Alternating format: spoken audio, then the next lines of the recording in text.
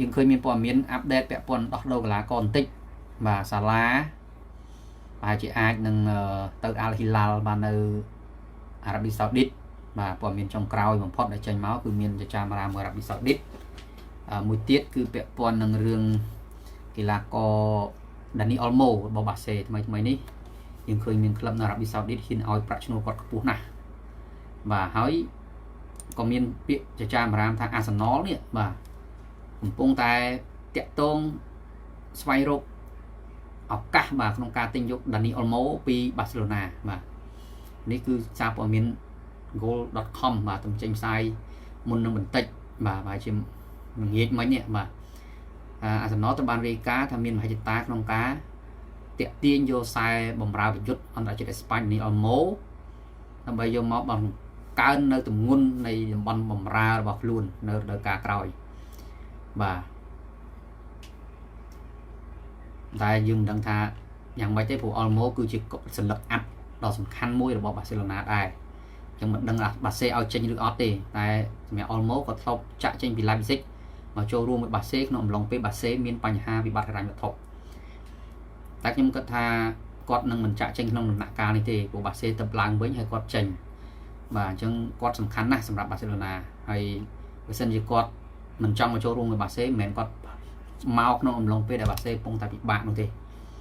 បាទការចង់បានជាចង់បានក្លឹបនៅអារ៉ាប៊ីសាអូឌីតឬសូថាឲ្យប្រាក់ឈ្នួលដល់មហិមាមិនមែនលេងសើចទេណាបាទគឺឲ្យប្រាក់ឈ្នួលដល់មហិមាហ្នឹងហើយចឹងដឹងយ៉ាងណាទេអានេះអល់ម៉ូតែខ្ញុំគិតថាអត់ទាន់ចេញទៅណាទេរឿងមួយទៀតតាក់ទងនឹងរឿងខ្សែបម្រើរបស់អាសង់ទីន Enzo Fernandez ដែលងើកចង់ចាក់ចេញពី Chelsea ខ្ញុំបាននិយាយព័ត៌មាននេះប្រហែល show មុនខ្ញុំនិយាយថា Enzo នេះគឺជាកីឡាករតែបម្រើការពារដ៏ឆ្នើមមួយក្នុងចំណោមការពារដ៏ឆ្នើមលើពិភពលោកនាពេលបច្ចុប្បន្នហើយ Chelsea ពួកគេមាន Enzo នេះមាន Moises Caicedo ពីរនេះគឺបម្រើការពារដ៏ល្អហើយប៉ុន្តែអ្វីដែលមិនល្អគឺ Enzo ចរិតមិនល្អបាទគាត់លេងល្អហើយតែចរិតគាត់មិនល្អទេបាទភាគច្រើនគាត់យើងឃើញអាសាមានរឿងរ៉ាវដែរ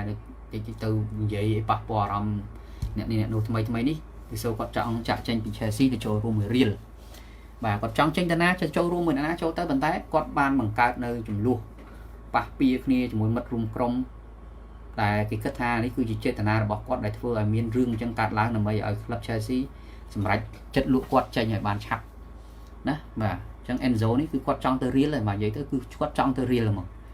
បាទគាត់និយាយថា Real Madrid ទីក្រុង Madrid គឺជាទីក្រុងដែលស្រស់ស្អាតគាត់មានក្តីប្រាថ្នាក្តីសម័យចង់ទៅរស់នៅទីនោះជាយូរមកហើយ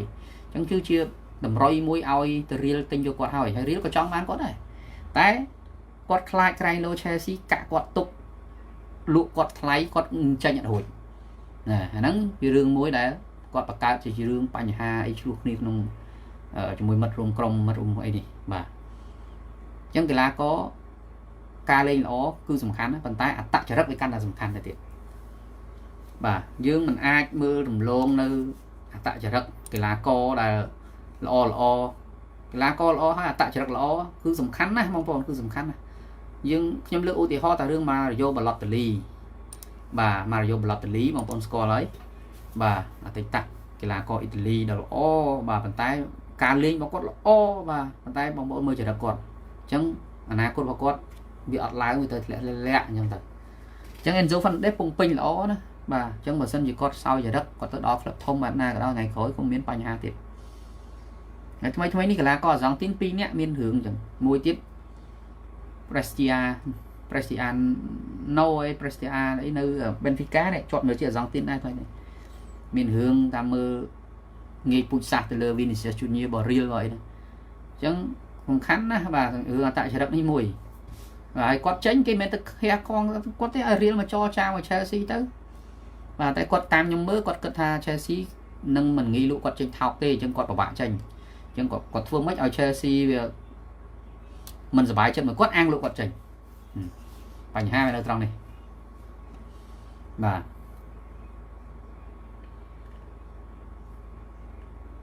តែភាគច្រើនគាត់ចេញហើយបាទដល់ការក្រោយចេញហើយតម្លៃផ្ទេគាត់ឲ្យខ្ទង់60លាន70លានអីហ្នឹងដែរទៅបាទដល់100ទេបាទអាច70លានឬទៅ70លានទៅ80លាននោះអស់ ម៉ោង World Cup ខ្ញុំនិយាយពីដើម talk show ពីដើមកម្មវិធីមានលេងម៉ោងមកដល់2 10យប់បាទ2 10នឹងឆ្លងថ្ងៃពី10យប់ម៉ោង2ម៉ោង3ភ្លឺទៀតភ្លឺម៉ោង5ទៀតភ្លឺម៉ោង8ម៉ោង9ព្រឹកម៉ោង11ព្រឹកបាទអញ្ចឹងនេះជាម៉ោងដែល World Cup លេងអញ្ចឹងយើងភាគច្រើនយើងមើលម៉ោងព្រឹកហើយបាទអាចពីម៉ោង5ភ្លឺងើបមើលអញ្ចឹងទៅបាទមួយទៀតពាក់ព័ន្ធខ្សែការពាររបស់ក្រុម Inter Milan គឺ Alessandro Bastoni នេះគឺ Barcelona ចង់បានមែនទែនបាទគឺប្រហែលសប្តាហ៍នេះឃើញថាមានចចាមអារ៉ាមមួយបាសេរហូតហើយតម្លៃគាត់អត់ថោកទេបាទ Bastoni នេះក៏ខ្ទង់60ទៅ80លានដែរបាទ Bastoni ពងលេងល្អនៅអ៊ីតាលីបាទស្ដាយអ៊ីតាលីឡើងមកអត់បានឡើងមក World Cup អញ្ចឹងក៏យើងមិនបានឃើញគាត់លេងមួយអ៊ីតាលីដែរតែយើងដឹងហើយអ៊ីតាលីគឺបណ្ដុំសម្បូរទៅដោយខ្សែការពារខ្លាំងនៅលើលោកពីមុន Maldini អីហ្នឹងគឺបងប្អូនដឹងហើយបាទអញ្ចឹងអ៊ីតាលីបកកែផលិតណាខ្សែការពារជាពិសេសខ្សែការពារកណ្ដាលហ្មងបាទហើយបាសេចង់បានហើយបាសេលោកចនតាប៉ូតាដែលគាត់ត្រូវបានតែងតាំងជាប់ឆ្នោតជាប្រធានក្លឹបបាសេសាថ្មីមកទៀតគាត់បាននិយាយគាត់ថា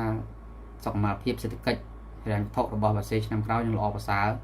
ហើយគាត់នឹងជួយធ្វើឲ្យបាសេខ្លាយជាបាសេដែលរឹងមាំល្អដូចពីមុនឡើងមកវិញបាទឥឡូវយើងមើលឃើញពំដែរបាសេគេចាប់ដើមទៅដងតិចឡើងមករកភាពល្អប្រសើរវិញទោះបីជាកំពុងមានបាត់ហិរញ្ញវត្ថុឃើញគេកំពុងឈរលេខ1នៅប្រជែងពាន Champions League បាទក្លឹបដែលមានសុខភាពហិរញ្ញវត្ថុល្អមិនដូចបាសេផងបាទអញ្ចឹងត្រូវតែសរសើរគេហ្មងបាទត្រូវតែសរសើរបាសេមិនកុំឲ្យថាយើងនិយាយទៅលំអៀងថាយើងនឹងគ្រប់គ្រងក្លឹបនេះហើយយើងមិននិយាយគេធ្វើល្អបានល្អយើងគឺថាគេល្អបាទតែមិនបើគេធ្វើបានល្អមែនណេម៉ាជូនយាតើអាចលេង World Cup អត់ការក៏ហៅមកចូលរួមជំនួយជាតិចុងក្រោយពីលោក Carlo Ancelotti អត់ជាប់គាត់ទេបាទតែខ្ញុំឃើញកីឡាករថ្មីរបស់ប្រេស៊ីលជាច្រើនមានមកហៅមកតែគាត់អត់ជាប់យើងមិនទាន់ដឹងថាម៉េចទេតែខ្ញុំគិតថាភាគរយច្រើនអត់ជាប់ព្រោះគាត់ពងលេងនៅលីកក្លឹបដែលស្ទើបាទមានថាគាត់អន់ហ្មងគាត់នៅលេងបានតែគាត់រៀងស្ទើបើមិនជាឧទាហរណ៍ថាប្រេស៊ីលចង់ឲ្យគាត់តំណាងជាកីឡាករ legend ដែលលេង World Cup ចុងក្រោយដោយក្នុងករណី Messi របស់អាសង់ទីន Ronaldo របស់ប៉ូទុយហ្គាល់នោះអានឹងប្រេស៊ីលក៏ហៅចុះប៉ុន្តែបើថាឲ្យគុណភាពគាត់ល្អតែគួរតែរើសមកវាមិនចាំបាច់ទេពីព្រោះកន្លែងគាត់រាល់ថ្ងៃនេះមានគុណញានៅ menu លេងល្អណាស់លេង style ស្តៀងគាត់ដែរហើយលេងល្អបាទនេះខ្ញុំមើលឃើញអញ្ចឹងណាហើយពាក់ព័ន្ធរឿង menu ម្ដងmenu យើងឃើញថ្មីនេះ Ryan Giggs ដែលជាដិតកីឡាករ menu ផងហើយធ្លាប់ធ្វើ caretaker នៅ menu ផងហើយក្រោយមកគាត់មានរឿងអាស្រូវតិចតួចបាត់មុខគាត់មួយរយៈគាត់បានណែនាំឲ្យមិត្តអតីតមិត្តរួមក្រុមប្រកួតចាស់ Michael Carrick ដែលកំពុងកាន់ការជាអ្នកដឹកនាំបណ្ដោះអាសន្ននៅ menu ហ្នឹងទិញយកកីឡាករខ្សែការពារអាដាមបាតុនរបស់ Crystal Palace ទៅបាទគាត់ថាអាដាមបាតុនហ្នឹងល្អហើយបាទយកទៅមិនខុសទេព្រោះឆ្នាំក្រោយ menu ក្រុងនឹងលក់ចេញកីឡាករ 5-6 នាក់ Rasmus Højlund ដែលពងជ័យជើងនៅ Napoli Joshua Zirkzee បាទទោះបីជាមិនជ័យជើងហើយ Zirkzee មិនចង់ចេញតែ menu ដាក់នៅក្នុងបញ្ជីត្រូវលក់ចេញហើយក្រោយ Joshua Zirkzee ហើយនៅមានបាទ Casemiro ដែលនឹងអាចចាក់ចេញក្នុងលក្ខខណ្ឌ free transfer ជាមួយនឹង Jadon Sancho បាទ Emmanuel Ugarte បាទនឹងសិតតែមុខសញ្ញាទៅចេញបាទហើយនឹង Andre Onana ក្លឹប Fenerbahce អត់ចង់ទិញដាច់ទេប្រហែលជាឲ្យមកវិញបាទប្រហែលជាឲ្យមកវិញបាទអញ្ចឹងរឿង Andre Onana ត្រូវមែនខ្ញុំដោះស្រាយមកករណីទៀតទាំង Sancho ក៏ដោយបាទ Sancho មិនដំបងឬសូ Carrick ថាគាត់ចង់យកមកប្រើប្រាស់វិញប៉ុន្តែបន្តមកទៀតឥឡូវឬសូថាអត់ទេបាទអាចនឹងហើយបើ Rashford នឹងអត់ហើយ Rashford គាត់ចង់ទៅបាសេពងចរចាតម្លៃទិញដាច់បាទដែល Real ចង់បាទស្អីគេmenu ចង់បានបាទ menu ចង់បានជាង30លានបាទតែបាសេគេតថ្លៃជាង20លានអញ្ចឹងកំពុងតថ្លៃគ្នាឡើយអញ្ចឹង Ryan Giggs គាត់ថាយកអាដាមបាតុនទៅគឺល្អហើយបាទនៅក្នុងបញ្ជីហ្នឹងគឺមានអាដាមបាតុនមានបាទកឡុងបាលេបារបស់ Brighton អាដាមបាតុនរបស់ Crystal ហើយនឹងElliot Anderson របស់ Nottingham តែ Elliot Anderson គាត់ ao mình Man City ấy và có thể có màu Man U thì chẳngอย่าง ហើយ Man U នឹងយកបានហើយនឹងមានយុវជននៅឡម៉ង់អីប្រហែលអ្នកទៀតហើយសិតជាខ្សែបំរើខ្ញុំនិយាយពីចូលមុនហ្នឹងព្រោះហ្នឹងសិតតែចាំបារាវាមិនទាន់មានព័ត៌មានណាច្បាស់កាតែបានបាតុនបើសិនជា Real ទិញបាន Enzo Fernandez អញ្ចឹង Man U អាចនឹងឆក់កាឌៀតទិញបានតាមបាតុនក៏ថាបានដែរវាជាផ្លូវមួយដែលអាចទៅរួចខ្ញុំមើលឃើញបែបនេះបាទជាផ្លូវមួយដែលអាចទៅរួចបាទតាមបាតុនល្អតាមានអីគាត់ល្អបាទលេងប៉ុណ្ណឹងមិនល្អទៀត